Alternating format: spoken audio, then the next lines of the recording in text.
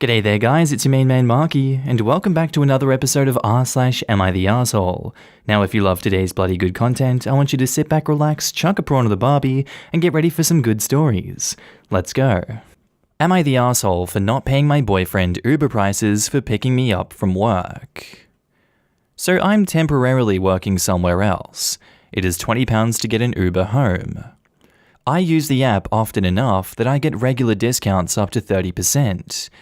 My boyfriend offered to pick me up from work after I told him the price of the Uber sometimes, so he got us home. It's a 30-minute ride, which is around 20 miles. Afterwards, he asked me to pay him. I said fine, I don't mind paying petrol costs. He said that I'd have to give him £20 because he went out of his way to get me, and I would have given it to the Uber driver anyway. He insists that it makes no sense for me not to pay him what I would give to the Uber driver.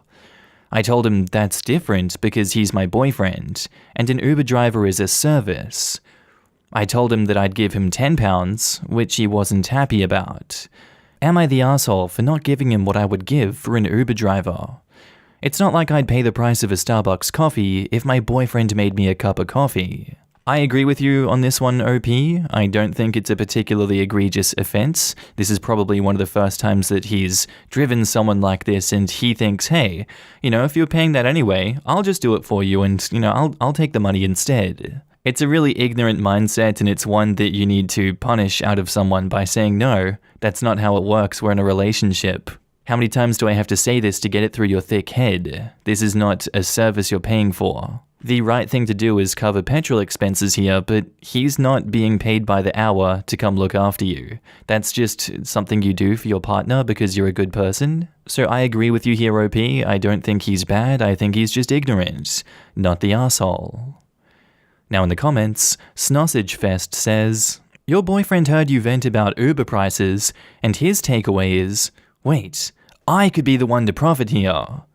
Do you want a partner who sees you as a source of income? Not the asshole. And OP replies, that's exactly his reasoning. I'm still baffled that he doesn't think it's a dumb thing to ask, given I don't mind paying for petrol. Not the asshole. Honestly, you might as well have taken an Uber if he wants some payment for picking you up. Definitely this. Even if OP does pay him, I wouldn't be surprised if he would still use, I go out of my way to pick you up, in an argument. If he wants to take money driving so bad, sign up to Uber, dude.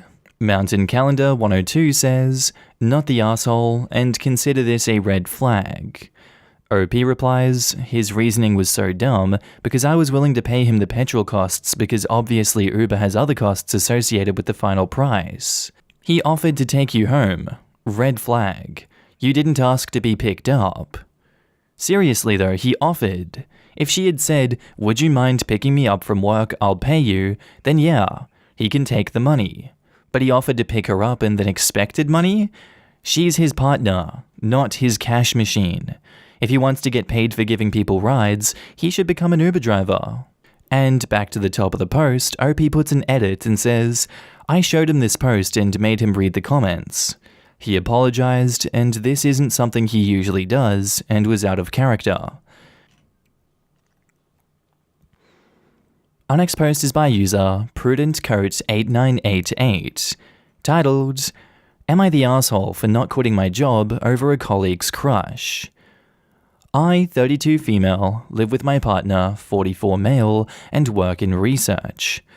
My primary colleague, 30 male, and I have worked together for around 2 years on a major project involving significant intellectual and labor contributions from us both. The project is expected to span at least another 2 years and is vital to both of our careers.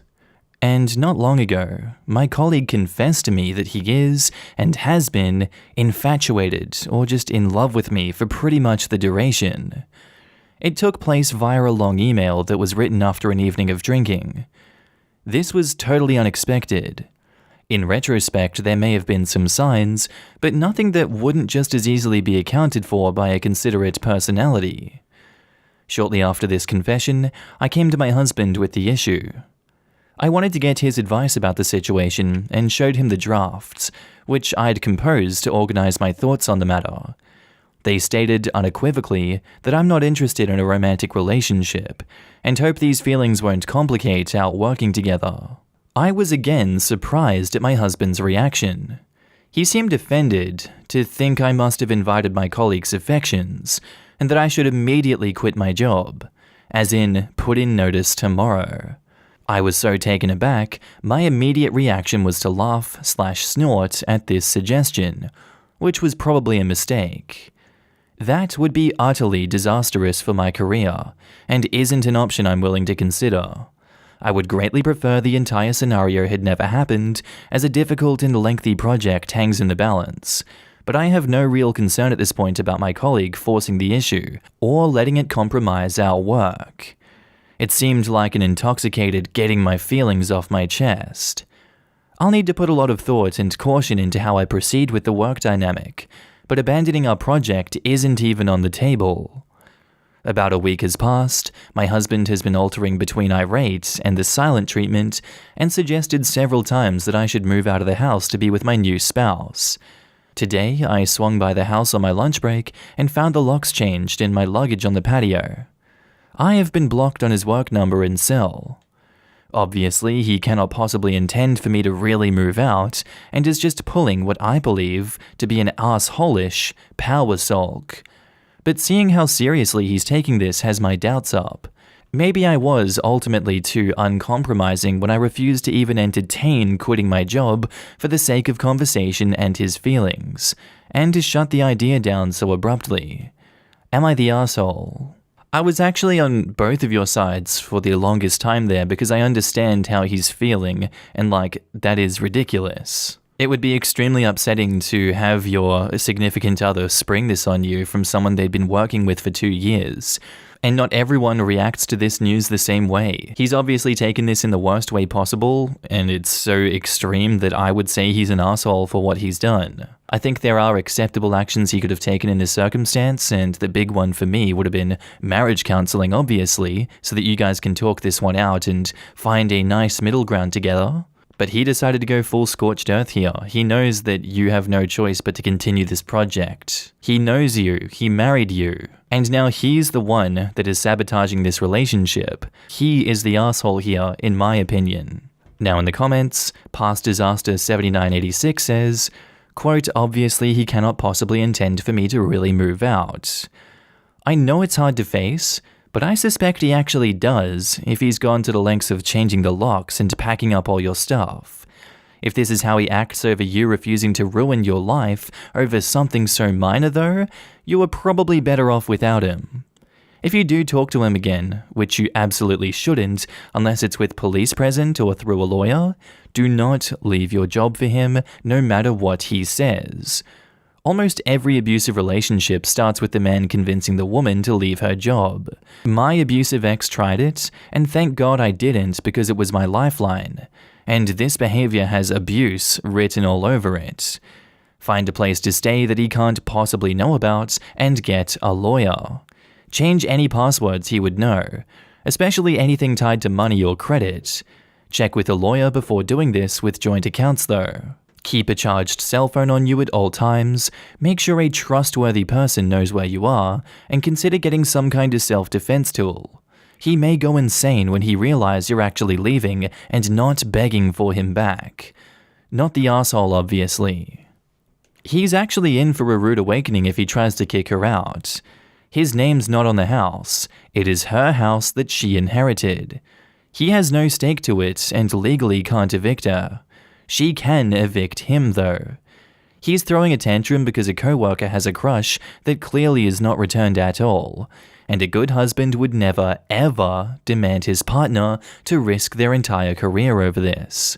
I'm sure OP knows how to handle her workplace crap, so he needs to cool it. Though OP, I agree with this, you need a lawyer and to take some self-defense classes.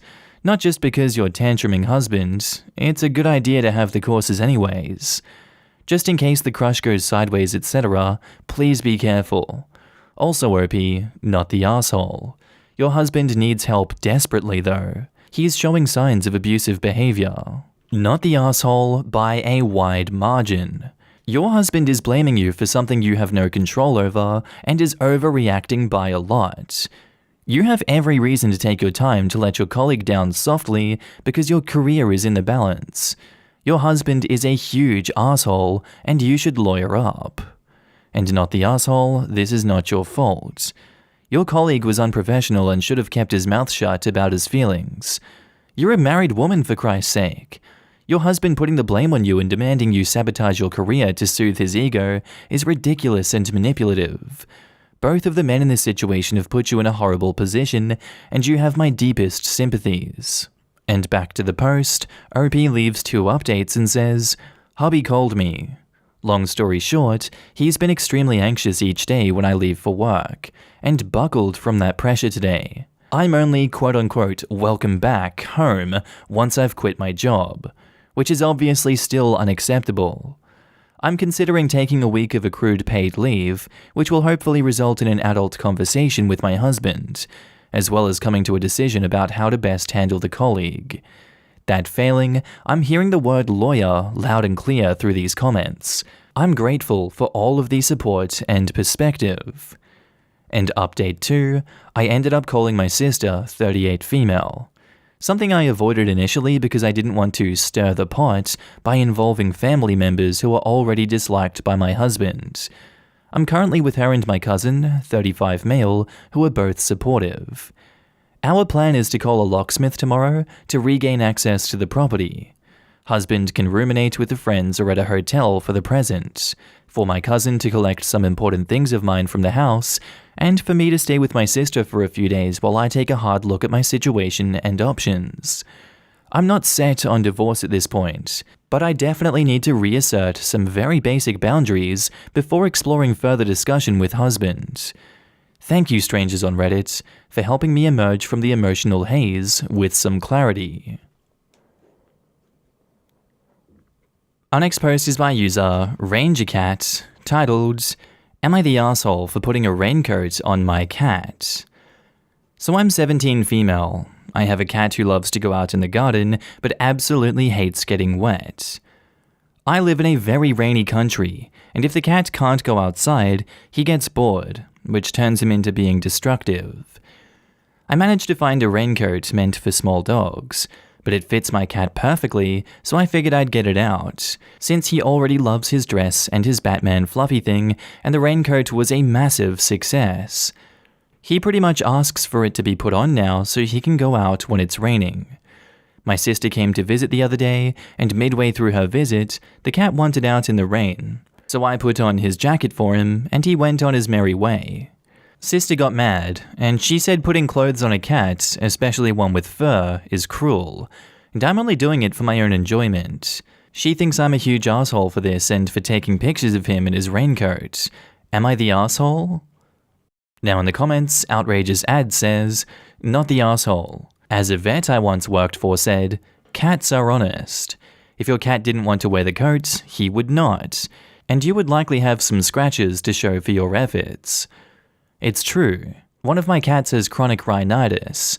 He patiently allows me to not only use a wet cloth to clean his face, but he also allows me to make a point with it and wipe inside his nostril, and use tweezers to pull off hardened bits.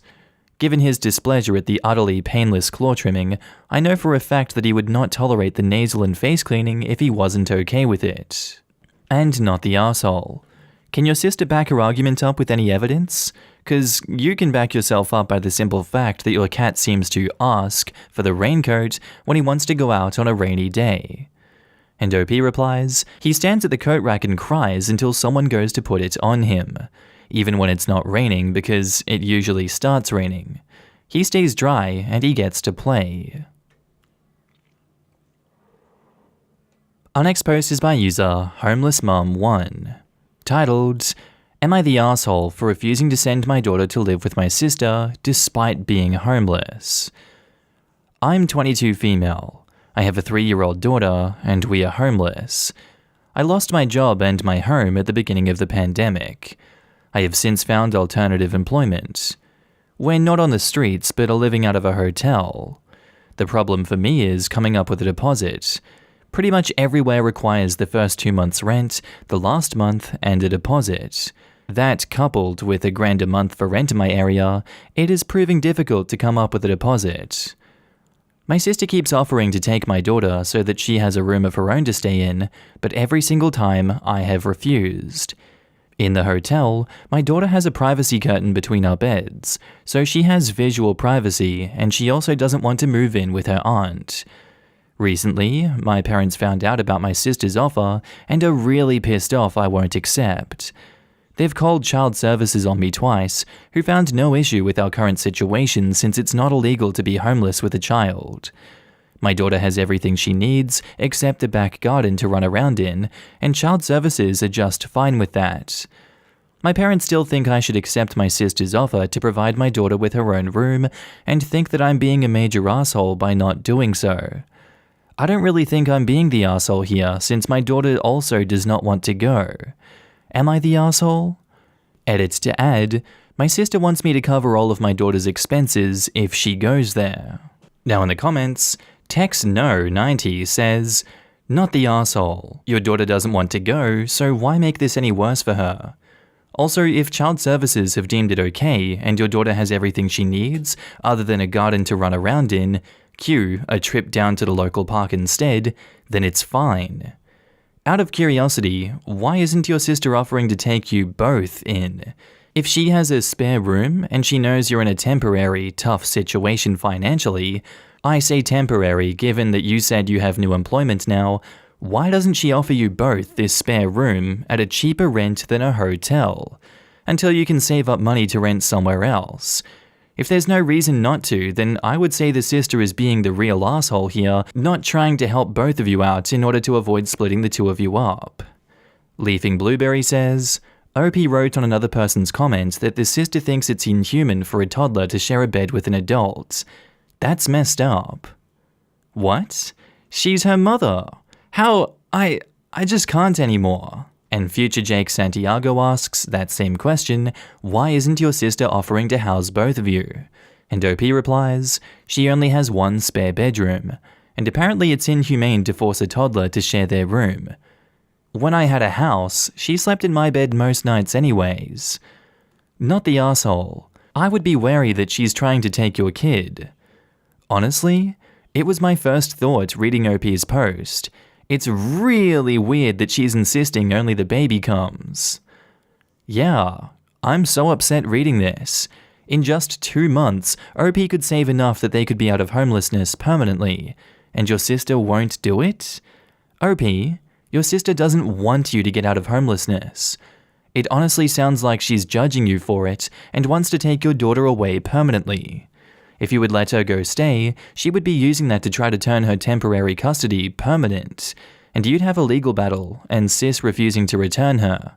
And if you get stable, non-hotel housing, then obviously that interferes with that plan. Our next post is by user StretchNew2164, titled, Am I the asshole for not going to my sister's child-free wedding? I don't want to ruin our relationship by doing this, and I don't want her to be upset over it, but I also don't think I'm being such the asshole. My 30s male sister, 30s female, is having her wedding at the tail end of October, and she's decided, understandably, that she doesn't want any children to be at the wedding, which is perfectly fine. This, however, means that I won't be attending. I have 3 young children, 7, 5, and 3 years old. As you can imagine, it is hard to find a babysitter for them on a normal day, and even if I only went to the reception, it'd be hard to find someone to watch them for such a long time. Plus, I don't want to leave the kids. I would have to buy a tuxedo and drive over 3 hours to get to the venue, and it just isn't worth it.